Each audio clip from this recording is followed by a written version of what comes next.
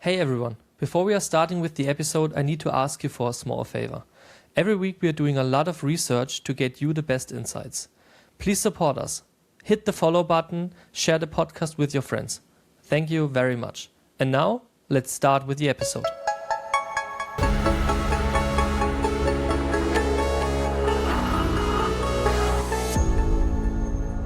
Stefania, great to have you here with us today. So, I saw something your grandfather told you back in the days. He said, study math, technology, and English, and nothing will stop you. Did anything stop you?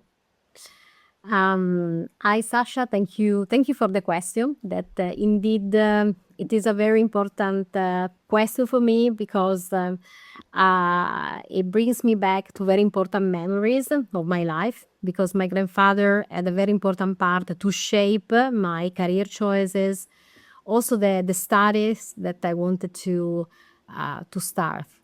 And I do not think that I have fully achieved because I never feel to have accomplished something completely.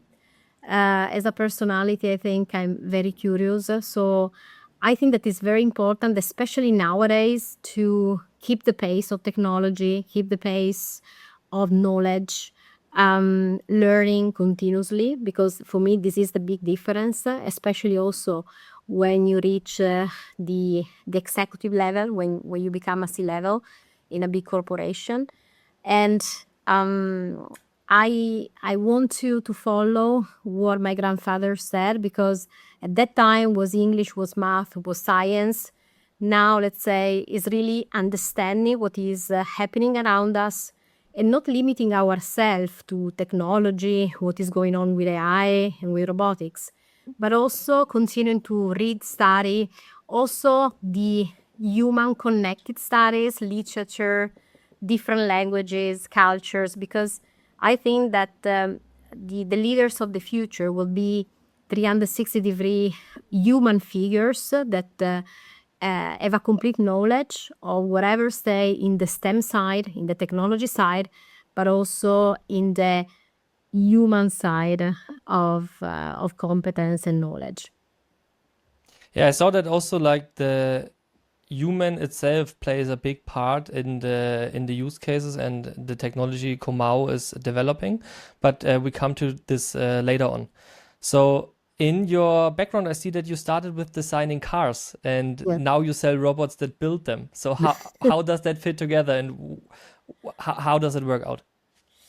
A little bit by chance, because when I was finishing university, I received this offer to do an internship, a practicum, that also brought me at first in Munich for a big company, because I could work for BMW. And that was a very important project that shaped a lot my knowledge, because it was my first international team. I could work between Munich, Oxford, because at the time BMW was just bought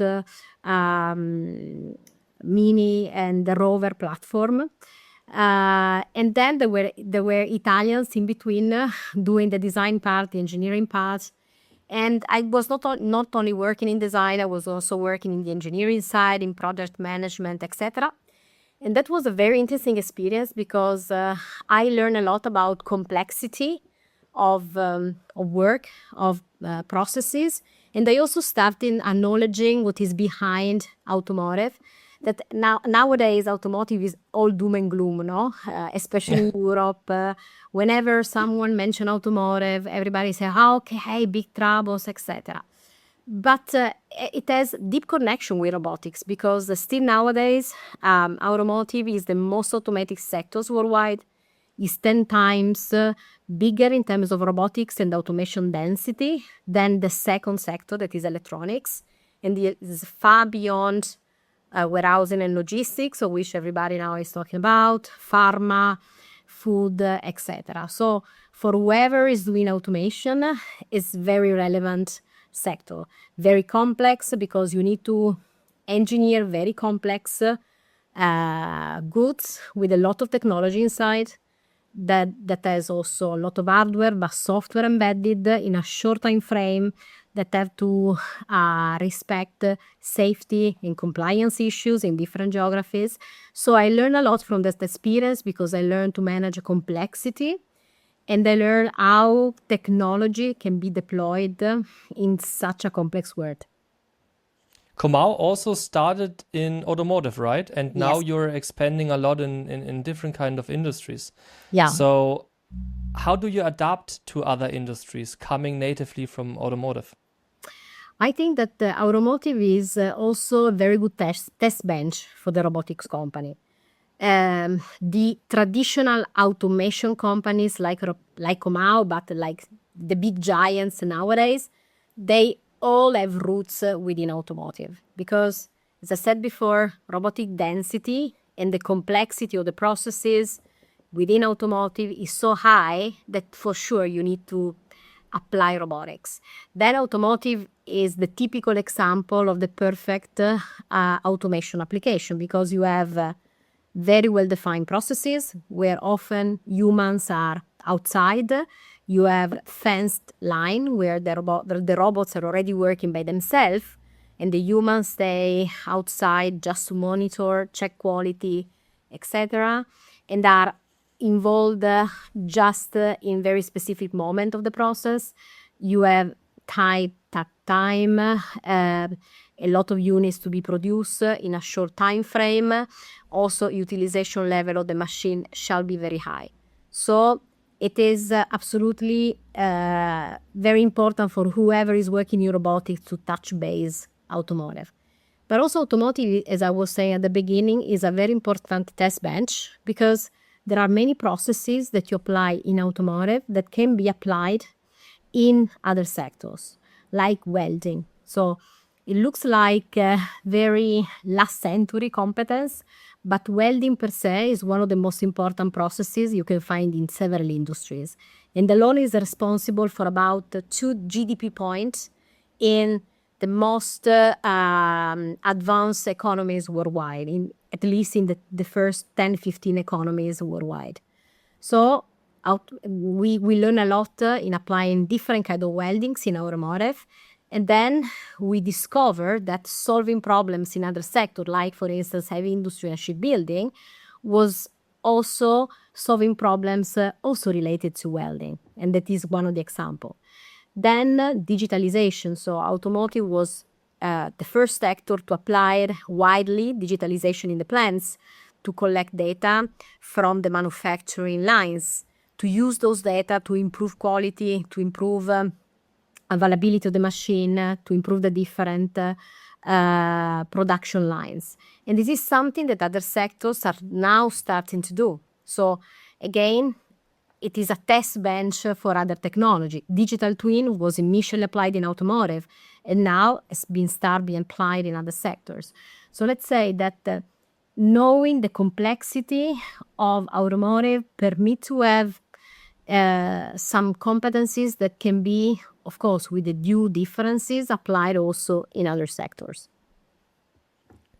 What have you seen the last few years shifting in the industry? Because especially in automotive, I can imagine that a lot of things going on, especially with the competition outside of Europe coming in, like BYD, XPeng, or Tesla from the US.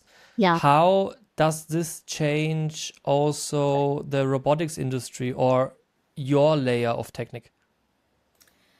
Let's say there were a lot of differences, a lot of changes. The first thing, there is the productivity paradox, because we see that, for instance, in Europe, many companies in many sectors have not reached the pre-pandemic level yet. So they are struggling against their own productivity. In the US, also productivity in manufacturing, pure manufacturing, grew only 1%. And this is a little bit counterintuitive when we think about whatever is happening around data center, etc. But this is the reality. This is the data of the last 10 years. So at the moment we see that the real challenge, especially in all these sectors, is no longer labor cost that can be some years ago, 2 decades ago, but as a productivity problem, and also the fact that, and this is particularly relevant for a company like us because we need to help our clients to be able to produce in an effective way, but we need to give them the instruments to be reliable and to be very flexible because one big problem is scale, but also the capability of being flexible against whatever is happening in the market. Because 10 years ago, the CapEx cycle, not only in automotive, but in all the big sectors, heavy industries, etc., were quite stable and were determined in a consistent way, at least with a view of 3 to 5 years. Now the context, starting from geopolitics, but not only, supply chain, etc., is changing, let's say, every year, every 6 months in some cases. So one of the key issues for a company like us is really to deliver solutions that are fully flexible because volumes, parts, processes, and even technologies, if we think about batteries, for instance, can really change overnight. If we think about electrification, one of the issues, we have different discussion about batteries, electrification, and so on. But one of the big issues is that when we are conceiving and talking about mobility and electrical mobility, the true fact is that there is not a prevailing technology in terms of battery yet. We talk about pouch batteries. We talk about other kind of shapes. We talk about new kind of chemistries, etc. And this means that the technology and even production technology can really change very quickly. And company like us must be able, when we are selling automation, to anticipate this and to permit our clients to react against what the technology will be the prevailing one. So those are for me the big changes that I observe.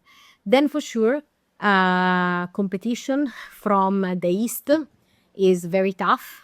We observe that especially in terms of clients, final OEMs, we see these newcomers. Initially, we had Tesla that had a new way of doing cars, simplifying a lot of the body-in-white technologies, utilizing gigacasting and so on. But then we have these newcomers from China that have cut development time of about 12 months versus the traditional processes. And this is something that company like us needs to understand in depth because we have a very good market also in China, and to be able to serve this kind of newcomers, we really need to be not only extra flexible, but also to understand how they are able to reach this kind of targets and which kind of trade-off they are utilizing. Yeah, I think really Europe is anxious about losing manufacturing to Asia, right? Does automation help here to get ahead of them, or is it like really a very competitive landscape? We are lucky because, let's say, if I talk only about Comau, our revenues are quite evenly distributed across the different regions. Let's say that we have 30% here in Europe, we have 25-30% in China, and the rest across North and South America. China and APAC, let's say, because we have China, India, and the Asian side. We are very good, very well positioned. So our team is led by local people. They are very well integrated into the local footprints. We are in Shanghai, and we also have another plant in Kunshan. We've been here since the beginning of 2000. And we are not a JV, so we are a full Western company that has a branch in China. We are able to be competitive because we have a very high-level team, and we tend to be very, let's say, original in the way we approach solutions, and we are not betting everything on the price, even if sometimes price is one of the key factors. But we try to follow what are the Comau roots, that is trying to solve problems in an unusual way and try to simplify the solution, making it very flexible. And up to now, of course, this kind of strategy provided a good payback, and we were able to resist against local competition. So let's say it's not easy, because it means continuous improvement, continuous learning. Our team is continuously up to date of the different trends. But let's say at the moment we are keeping the pace. That's interesting to hear. So I think what's very funny to me is that finally robotics in general is now in the public opinion, right? Yeah. So you are building robots probably for decades now, and now everyone is talking about robotics like it's a new thing, which isn't, right? Like, how does that shift your opinion and your work on robotics while everyone is talking about it right now? Yeah, let's say now is, let's say we have utilizing the typical wording of internet, we have this hype around robotics and AI. So everybody now has an opinion about robotics. And especially the use of artificial intelligence, language models, etc. And again, in many cases, the narrative is, I don't want to be too harsh, but we have a lot of negative narrative connected to robotics. The first thing is the robots will cancel humans from the plants, etc. AI will make us all stupid, and especially a lot of entry jobs will disappear all of a sudden. Of course, all the technologies are always neutral and are humans and that are determining if a technology has positive or a negative impact. What I have to say is that for sure there are risks in the use of technology. In the use of every technology, you have risk. So let's think about in the past, nuclear energy that have a double side effect. That can be a very clean energy for energy production, but was very harmful for other kind of applications. So whatever we see, including robotics and including AI, if not disciplined and regulated, can have risk. And this is for sure something that we need to take care of. And of course, one of the key discussion will be connected to regulation. What can I say is that I don't see big changes happening in so a short term, because at the moment, even if we imagine such big numbers of robots, in reality, up to now, and this is the official data from IFR, the International Federation of Robotics, at the moment in the world manufacturing plants, we have around 5 million industrial robots. That is a huge number, but we are not talking about billions. So humans are still very present. As I said at the beginning, robotics density is very present in automotive, in electronics. It's starting to grow in logistics, but in reality, let's take US, because when we imagine US, you imagine Amazon, those giants where everything is automated. But even in 3PL and intralogistics, less than about 90% of the American warehouses is automated for less than 20%. And there are entire sectors like defense, for instance, or construction, or part of the heavy industry, dual use, etc., where manual flows are still very relevant. Okay, it is true that robotics density is doubled compared to 10 years ago. One important data: 50% of these 5 million robots are installed by China, and this is a reality. And in Europe, we should try to keep the pace. But of course, I think that there are entire sectors and entire parts of the value chain that needs to learn how to use robotics and automation, even to digitalize part of the processes. So there is still a lot to be done. It is good because now I perceive that I'm doing a very fashionable job. So everybody's very curious about the work we do. So it's like to be a little bit influencer. But I also think that our role, and I like to be a sort of translator in this world, is really to say things how they really are. Are you also, because everyone is talking about humanoid Mhm. robots with all the fancy new companies coming up like Figure or Tesla robots, is Yeah. Comau also planning or is already doing humanoid robots, or are you more on the automation side of things for bigger industrial complexes? Let's say that being a robotic company and not taking care about this topic would be a little bit crazy. We do not have a humanoid robot yet, but we are working to the different technologies that are at the basis of having a humanoid, let's say. And then also for humanoid, we should talk a little bit in a wider way. Let's say we are working to vision technologies, to more refined language models that can recognize patterns, shapes, etc. We are working to improve the dexterity of our robots and cobots to improve also the final results. We are working with a team of experts of software to work on physical AI, so to merge the part connected to um, intelligent AI with the physical part, the hardware part, etc. Also because 90% of all the industrial activities is connected to physical activities like building, handling things, assembling, moving, doing inspection, etc. In terms of humanoids, I think that there are very interesting applications across these physical activity we do, where humanoids absolutely make sense. In other cases, and in other industrial application, they are not the solution that fits all, because there are cases where you still need a classic industrial robots that is fenced and has to go very fast, where you don't need a head and eyes, but you just need a very good robotic hand.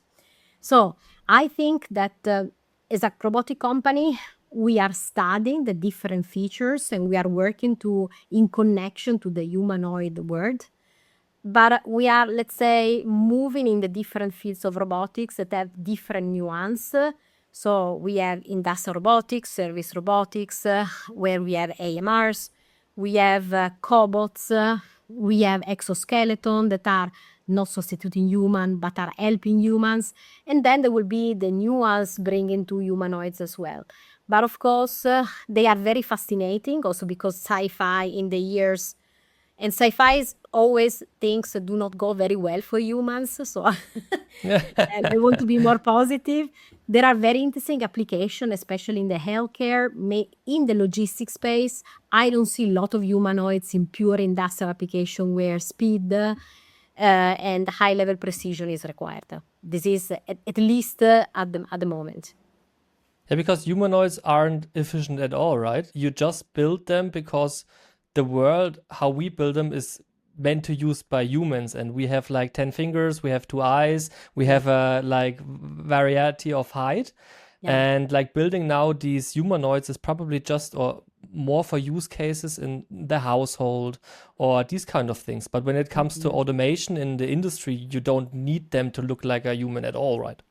No, this is something I think that one of the trend of robotics is robotics applied to outdoor environments. This is Yeah. something really new because traditionally, as I said at the beginning, robotics was applied in automotive because was the typical plant environment, perfect to program a robot. Now, thanks to generative I can bring the robots outside a traditional plant and I can expand automation into environments that were previously not accessible to robotics because would have been economically unviable. I would have to take in consideration a lot of programming, but now with AI that is learning from environment through the cameras, through vision system, complex language model, this is something that is becoming a reality.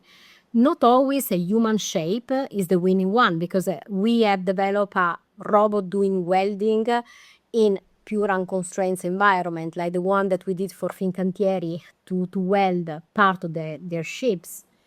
And the shape is not a humanoid, it's very strange Yeah. because legs can be a limit in certain circumstances. So As you said, healthcare for sure can be one of the applications. Maybe we do hope not to have other pandemics, but for sure having humanoids helping humans in hospital can be a solution.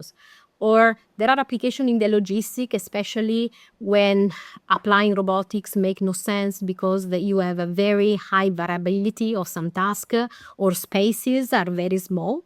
In that sense, you can use efficiently some humanoids. Those are examples where the application really is driving the humanoid success. So I think I see that. I mean, you're talking a lot about human-centric automation. I also heard it in this interview and this on your website. You even have a word for it, humanufacturing, right? Yeah. What does it mean, and why are you going for a human-centric automation? Let's say that connect a lot with the a lot with the roots of Comau, where because Comau started this venture in 1973, where a group of humans succeeded in building a plant during the very rigid Russian winter, where others were not successful.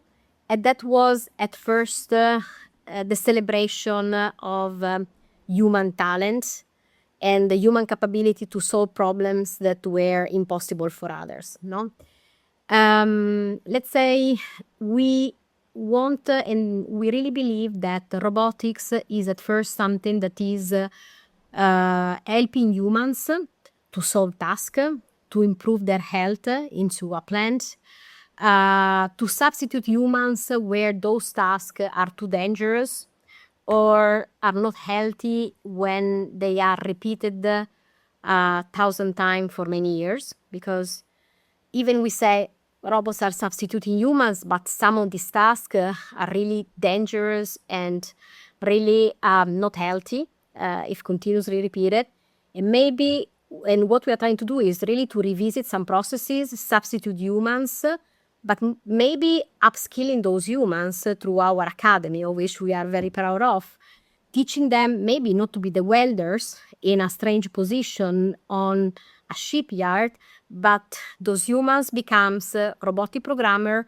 The robot is doing the hard work, but they are checking quality, they are checking the process, they are checking how the robot is executing the task, etc., and correcting. So exoskeleton, we decided on purpose to have a passive exoskeleton, so they are not powered, and they are based on mechanics to help and sustain repetitive tasks of many workers and improving their health and the strain that is perceived by those workers of about 30-40%, that during an entire day and during months is really meaningful. Because we really believe that at first we really need to create an environment, and we have this kind of responsibility, and with AI it's even more evident, to build an environment where humans and robots are enhancing each other and not interfering.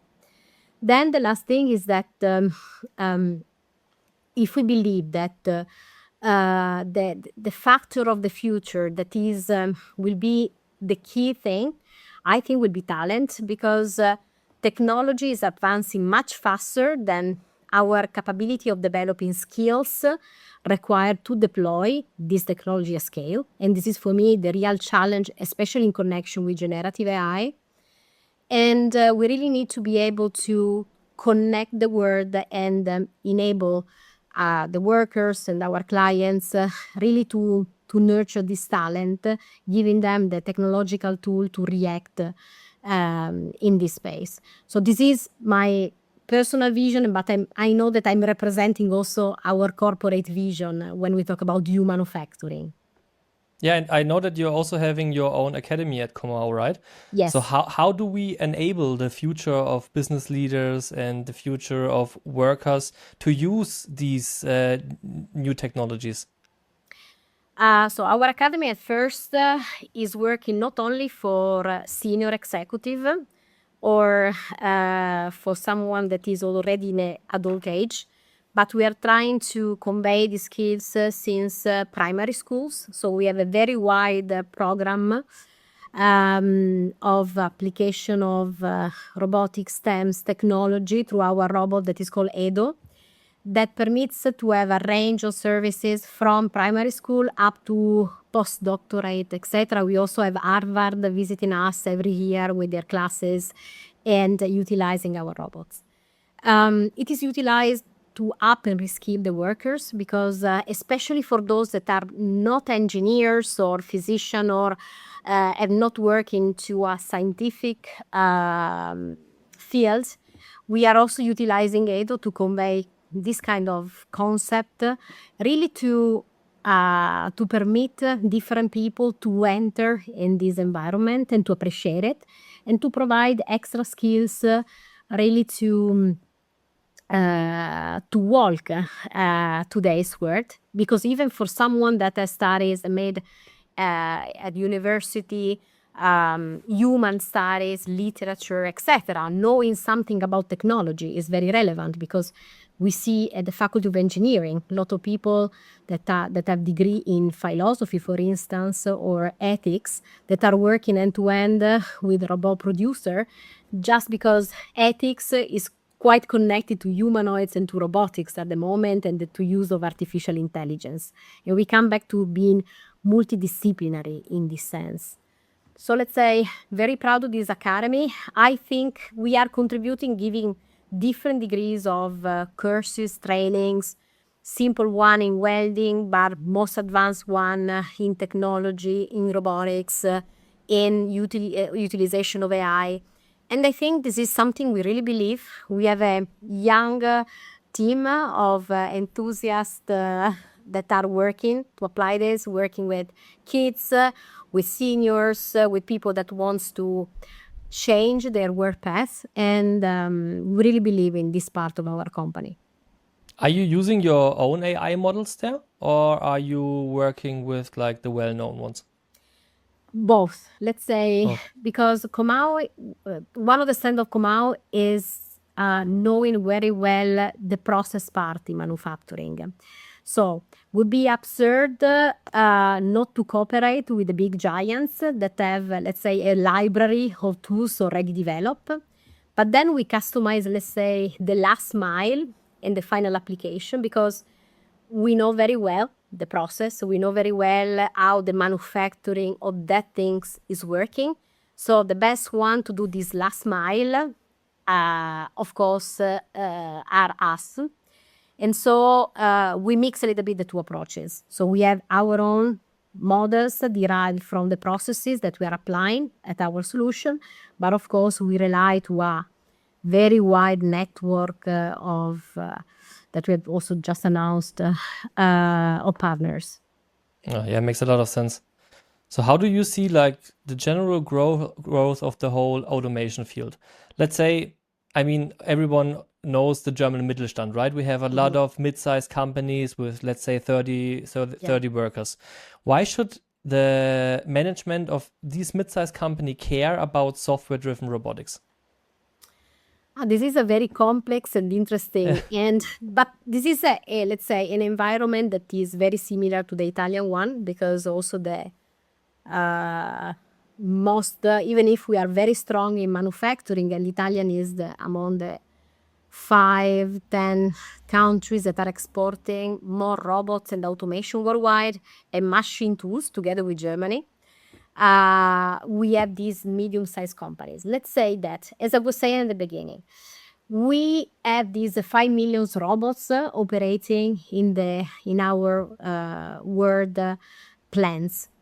And this is not a so high number if you think about the number of companies that are producing, no? Because only in Germany you have these mid-sized companies. Many of them have not widely applied automation. Some of them are even not so digitalized, even if we have excellent examples of small and medium companies that are already very successful. There are others that are quite resilient to change their own processes, because they have always done like that. Let's say that automation can, and I see, because there are a lot of these mid-sized companies that are approaching us, asking us, okay, from where do we start? Because one of the key questions is not, I want to buy these robots and this kind of robots, I need XYZ. Many of them are saying, I know that I have to automatize because I need to increase my production, I need to abate some costs, I need to have under control my quality because this is something that also my clients are asking for, but I don't know from where I have to start. So one of the key parts for a company like us is to consult them and rebuild the processes because, of course, if I have always manually managed certain flows into a plant, I cannot imagine to just substitute some humans with some robots. I have to rethink about the processes. Not necessarily humans are eliminated, but those tasks must be changed, must be reskilled, and this is why we are still pushing also our academy also in this sense. So one of the first thing will be consult them and explain them how to use automation and to revise their processes.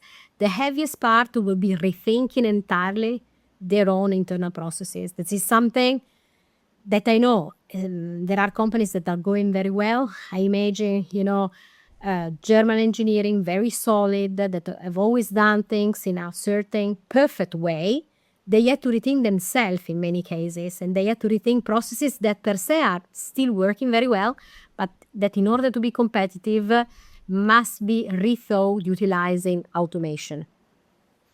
As you are a global company, do you see that other nations are going that route faster? Because I mean, we are also working with a lot of German clients, and I see the issue is always like, first of all, the data, because they don't have like a clear data structure, and if you want to automate something, you need a clear data structure. And the second part is, I think especially the European industry is more cautious about new technologies and adapting them. They don't want to be the first mover. Do you experience the same? Absolutely. Now things are changing, so I see that now maybe there was a wake-up call to Europeans in the last 2 years because we recognize that we need to speed up. But having been a global company, I can really see the differences when we talk about certain topics, and especially we talk about startups, innovation, when I'm in China, where I'm in Europe, and where I'm in the US. No? In US, I think that compared to Europe, manufacturing knowledge and even average productivity is not as high as in Europe. But I think that the risk propension is very high. You can find easily people that wants to believe in your idea if your idea is interesting per se. And really you have a lot of aids in having someone that can finance this idea. In China, they are very fast. So I think that is always incredible. They skip entire parts of development processes that would not be acceptable here in Europe, and they can succeed with these shortcuts to reach a result. Also because the final clients are more open to accept shortcuts. And in Europe, instead, we see some of our clients that have manual of specification that are so high, and even if I declare I can have a shortcut, they say, no, we have our specification, please follow the rule, we do not accept. So I think that in Europe, we need to free ourselves a little bit towards being quick to fail fast and try to have success, because part of the innovation is also accepting failure, accepting part of the risk, and without this part we really cannot deploy all the potential that we have. That's very right. I just saw that Elon Musk predicts a market of 10 billion robots by 2040. Do you see that realistically? And how many of these humanoid robots have been built by Comau? Let's say there are different statistics. As I said, potentially this can be done, but I said in order to apply robotics, you really need to reinvent processes. And doing this, maybe there would be countries where robotics density will increase a lot. But having this kind of Copernican revolution when there are entire companies that even do not have digital platform and are so manually and analogic driven, I think that something must be done. So it is good for a company like us because that means that our market potential is very high, but I don't see these huge numbers. In terms of humanoids at the moment, the overall value of the market is, even if we have a lot of announcements, is less than $1 billion. In 2035, the value of the market is given to 30-50 billions. Again, I don't believe in these huge numbers. And then we always have to distinguish between robotics and automation, because robotics are really the anthropomorphic robots doing tasks that can be industrial or humanoids. Automation is how I connect the dots of the different parts and how I manage the entire process. I don't see humanoids taking over traditional automation, but I believe that we will expand the applicability environment for sure of robotics and automation. Having this huge number means that we need to revisit entirely how we work, how we produce, our specification, and maybe there will be someone that would be very good in doing this. So maybe China will decide to do and they will do but for the rest of the world, I see a lot of momentum, but reaching this number will not be so easy for the reason that I explained. How will that change the regulation landscape? Because you mentioned it earlier in the interview as well. Do you think that Europe will do the same mistake again, that we are over-regulating these new technologies? Or do you think we already have everything in place? I don't think that we have everything in place because, so let's say, European Union tends to over-regulate, and we have other countries that are regulating. I think that over-regulation does not help the market to self-adjust, but especially in the humanoids market, having a robot that have a certain size, a certain weight, and that can potentially crash over a human being that maybe is already ill. And at the moment, there is not a strict regulation of who's paying for what. This is something that must be, regulated somewhere. So let's say that we have regulation in the plants, etc. For whatever is outdoor robotics, we still lack of knowledge. For sure, and those are also the discussion that we see on our newspapers at the moment about AI, use of AI, declaration of use of AI. In this case, something must be regulated because not only because personally this can infringe some patents, some intellectual property when I present something that entirely done by AI without checking the sources, but also because we risk not to utilize the best part of us as human, that is our brain, and we risk to have results that are always the same, that are very plain. Because if we only work through AI and just copy and paste, I think that we risk really to lose some of the flair in the centuries that have better characterized us as human beings. So there are technical regulation and certification, especially when we talk about humanoids, that still must be done because those are machines that potentially interface with human directly and can crash and create some issues. And in this case, there is still a lack of, concertation across the different countries. On the other side, when we talk about AI, for sure, the governments should have a mainframe of application and control, especially because, as I said at the beginning, the technologies are always neutral. The human behind decide when something must be utilized in a correct way, in a positive way or not. But for sure, some intervention from the government will be required, especially for the spaces that connect with kids. That was an interesting take on that. So what project or use case are you most excited about right now at Comau? Several use cases. Let's say that as I said before, whatever is connected to robotic application in the so-called outdoor environment, robot without fences. So because this is the natural application of new dexterity capabilities of our robots, evolved language models, and it's also a way really to utilize robotics in something new. Example like the Fincantieri one, who we have for shipbuilding, but now we are working to new stuff. Also in the, let's say, also application in the warehousing and logistics space.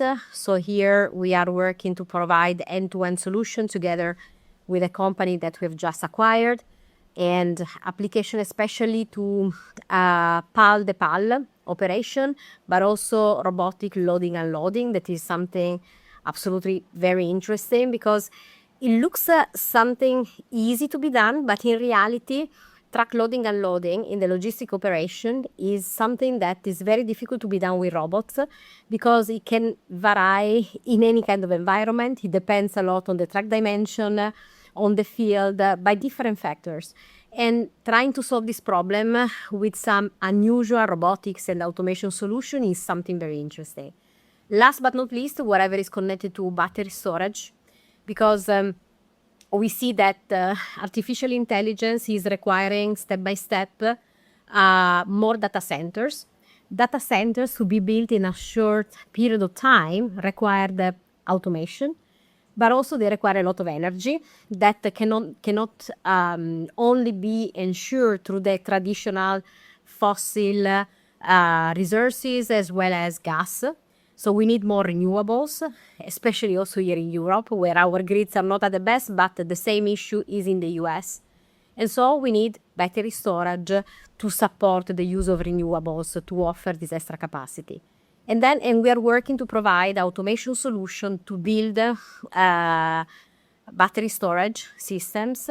And this is very exciting because it's being a part of a race and doing something really to support a more sustainable system under this point of view. Is this like data centers also the sector where you see the biggest growth right now? For sure, there are a lot of investment, no? Because we saw that there is around $1 trillion investment in the US.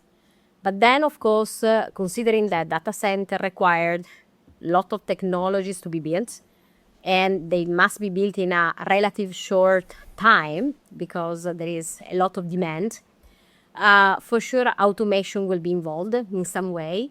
And so that means there are opportunities for a company like us to be involved in terms of control systems, in terms of constructions, assembly operations, also warehousing management, because there are different parts to be managed before being assembled, inspection, balance of plant. So there are many opportunities. And beside that, the energy connected things, because also we need to feed them up with energy. And so that is why I talk about battery storage. So when you see the next 18 months, what's the one capability your customers will demand that you don't have yet? So maybe that we don't have, or maybe what I can say, I find difficult saying that we will not have that capability. Maybe we will have to grow and scale existing capability that we have in-house. So for sure, we will need, even if we are very strong in software, an augmented team of software engineers, because everything is around software. But also more people, even if we underestimate hardware, whoever is able to connect the physical part of robotics to the software demand, and for sure this is something to be worked at. Someone that, of course, other capabilities to be further scale are connected to inspection. all these sectors of outdoor robotics, like heavy industry, etc., we require a lot of inspection technologies, robotics inspection, more knowledge about cameras, vision system, etc. Something that we already have in-house, but for sure we will need to enforce. And last but not least, for me, application engineering. So we have a very strong team because we work on the processes. But now, for me, the real difference will be determined by the capability of really understanding the pain point of the clients and driving them to solve them. And so we need application engineering, building the application and being able to scale it without revising case by case the solution for every client we have. Having this kind of profiles and talents will be the winning factors in the next 2-3 years, I would say, more than 18 months. How do you see the topic around self-improving robots or self-improving AI? Do you think we see in the near future a time where AI just gets better and better and you just let it work on its own? Let's say we still don't know, because even if we saw that there were a lot of improvements in the models up to now, AI still without a human guidance still is making mistakes. There are still a lot of hallucinations. And in order to be able really to have very significant results, the human touch is still very important. In our plant, we still have some robots that are building the robots, so are building themselves. I think for certain sectors, especially for the industrial robotics, this will become more relevant. So applying robotics, even to build robots at scale. We are still away from the so-called general artificial intelligence, the one that is really able to self-determine itself, to take a decision independently. Still, this is in the sci-fi, and according to the experts, is still many years ahead, but never say never. But in any case, I think that we will see an increased capability of robots of building things and even building part of itself, because of course, if we want to increase the number of robots and the application of robots, we need to produce them at scale. So there will be more industrial processes connected to robot constructions. And so in this case, there will be a self-determination. But as I said also before, there are still so many sectors where the flows are purely manual, that seeing that this future where everything is automated is still a little bit far away, because there are entire plants that are quite disconnected. They do not have digital platform, etc. So there is still a ramp up to be done. Okay. Stefania, is there any topic left we should have covered? I think that we cover almost everything. My last message is that everybody, as we said before, everybody's talking about robotics. Everybody's talking about the role of humans in robotics, technology, etc. More and more, my recommendation as people leader, as part of an executive committee, I think that more and more we have the responsibility of utilizing the talent and the human factor even when we talk about robotics. And this is something that also as a mother, as a message that I want to leave to my children and to the young generation, towards which I am very optimistic, because they have, from what I observe, they have very good values, that we don't have to lose whatever is making us special. So the capability of analyzing things, having critical perspective, being able to strategize. So now I think that we have the great privilege of having access to a huge amount of data, and some of them are really precious for us.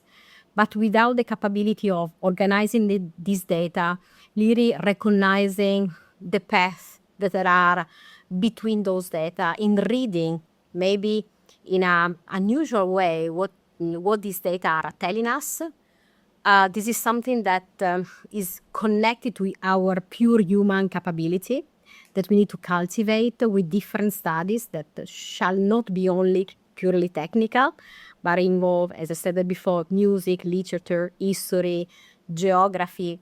Because many people are saying, why do I have to study a foreign language if now with some sunglasses I can have translation directly? Or maybe AI will do this for me in 6 months. This is true. This is a great help.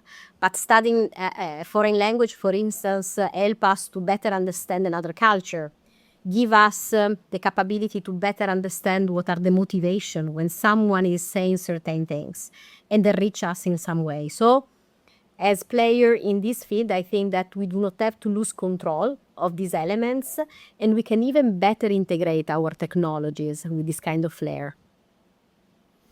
I have one last question, which I'm asking every guest in this podcast. What is your wildest prediction for the next 20 years? I'm an optimist. So my wild prediction is that we are all afraid of this. We see that the world now is questioning itself about values, about the next step for humanity. But I'm an optimist, and so I think that we will recollect our values. We will reconnect with what makes us human, and I think we will finally recognize that we need to improve ourselves, our lifestyle, also thanks to technology. Really, this is something that I was thinking yesterday, because here in Italy we had this heat wave, and I'm thinking about how important is having now robotics that can solve potentially many of these problems that now we're facing. And I really think that the humanity needs to utilize this amount of technologies to really improve the future, the next generation, quality of life, and really put something at disposal for humanity for the good. Stefania Ferrero from Comau, thank you very much. Thank you.